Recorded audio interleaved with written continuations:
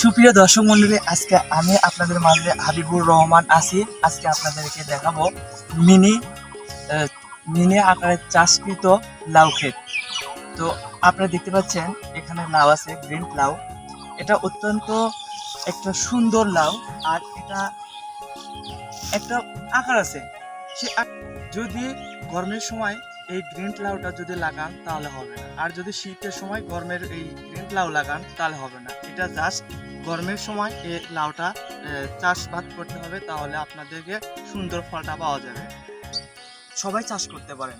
এটি আকার অত্যন্ত বড় হয়ে থাকে এবং গোলাকার হয়ে থাকে এবং ফলও বেশ উন্নত। আপনারাও ইচ্ছাকৃত বললে আপনাদের নিজ নিজ জমিতে এটা চাষাবাদ করতে পারেন। তো আপনাদেরকে আমি আজকে ঘুরে ঘুরে দেখাবো এত সুন্দর লাউ। আসেন। গ্রিন লাউটা চাষ করতে আপনার জমিতে পটাশ সার, ইউরিয়া সার, ফসফেট, পটাশিয়াম, ম্যাগনেসিয়াম এগুলো সকল প্রকারই হচ্ছে সার, জৈব সার সবাই মিশ্রিত করে মাটিতে ভালোভাবে মিশ্রণ করে নিতে হবে।